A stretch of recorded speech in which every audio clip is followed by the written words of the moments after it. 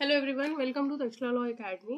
And जैसा आप सभी को पता है कि सीपीआई यूपीएससी की तरफ से जो भी वैकेंसीज आई हैं, सीपीआई पीपी हो, एपीपी हो, एसएफआई हो, है एविएशन से रिलेटेड जो वैकेंसीज हैं वो सारी की सारी आपकी होने वाली हैं 17 दिसंबर 2023।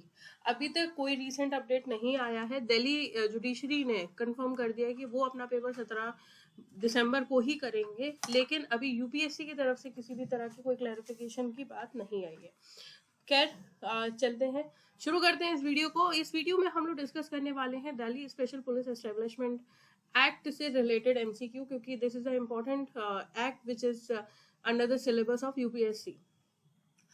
टेस्ट सीरीज ऑलरेडी चल रही है, जिसको भी ज्वाइन करना है वो दिए गए नंबर पे कांटेक्ट कर सकते हैं। सेकेंडली, ऐप के थ्रू भी वो ज्वाइन कर सकते हैं। ऐप का लिंक डिस्क्रिप्शन बॉक्स में दिया है। सबसे पहला जो क्वेश्चन है, कोशिश करिएगा कि साथ के साथ ही अटेम्प्ट करते जाइएगा। सबसे पहला क्वेश्चन है कि Delhi special police establishment ordinance कब प्रोम्युलेट हुआ था। तो ये आपका प्रोम्युलेट हुआ था ऑन 25 सितंबर 1946।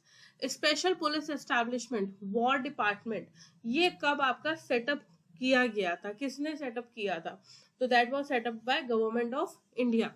मेन पर्पस क्या है special police establishment war department का?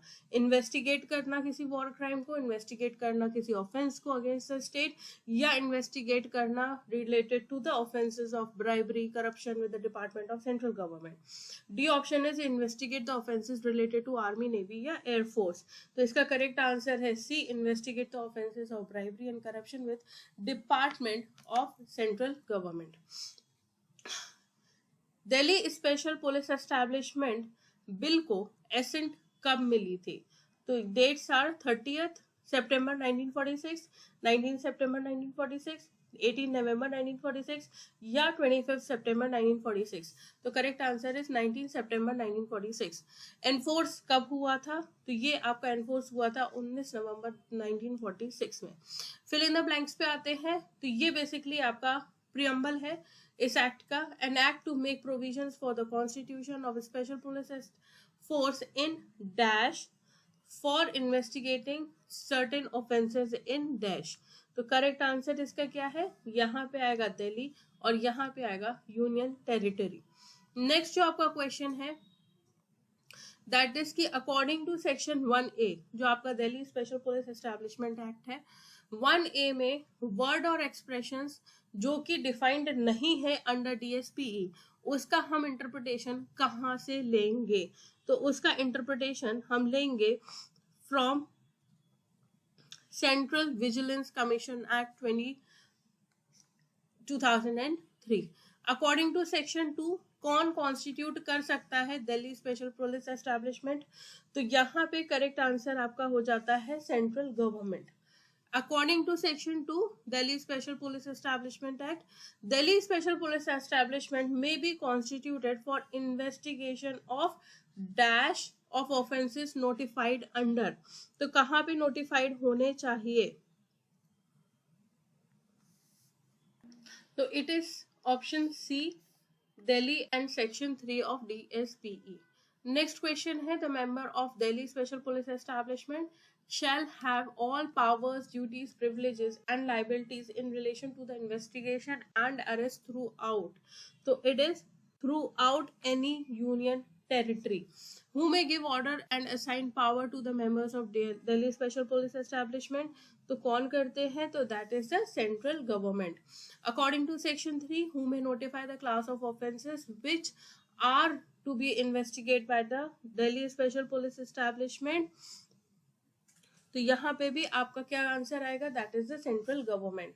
नेक्स्ट है, in investigation of offences under prevention of corruption act the superintendence of Delhi special police establishment act shall vest in.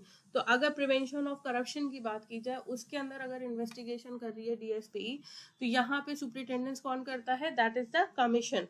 The superintendence of Delhi special police establishment हर एक matter के लिए कहाँ पे wasted है? तो हर एक मैटर के लिए वेस्टेड है विद सेंट्रल गवर्नमेंट। नेक्स्ट आता है, who shall appoint the director as provided under section 4। Director कौन कर सकता है अपॉइंट? तो इसका करेक्ट आंसर है central government. whose power shall be deemed to be vested in director as per section 4. किसकी डायरेक्टर के पास कितनी पावर होती है, किसकी पावर होती है, तो इट इज द IGP यानी कि inspector general of police. How many members are there in the committee formed under section 4A? तो there are 2 members. Who is the person of the committee? तो person of the committee कौन होता है? That is the prime minister. By the reason of absence of the member in a committee, the appointment of director shall be. अगर absence है, vacancy है members की committee में, तो और उसमें अगर director की अगर appointment कर दी गई है तो वो क्या रहेगा? Invalid, illegal, valid, none of these. तो यहाँ पे आपका रहेगा valid. Question number 21 पे आते हैं. The committee shall recommend the panel of affairs on the basis of dash in investigation of any anti corruption cases. तो इसका करेक्ट आंसर क्या है? इसमें आपकी सीनियरिटी भी देखी जाएगी, एक्सपीरियंस, इंटीग्रिटी, यानी कि D all of the above. From whom the officer to be chosen by the committee, कौन चूज करता है? तो दैट इज द IPS यानी कि इंडियन पुलिस सर्विस. नेक्स्ट आता है कि जो सेक्शन 4B है आपका, उसमें director shall continue to hold the office for the period of कितने साल के लिए? तो that is not less than 2 years.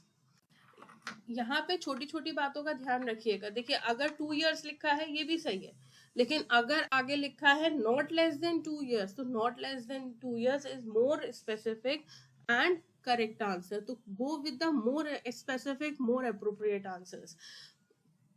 किसकी कंसेंट से डायरेक्टर का ट्रांसफर हो सकता है?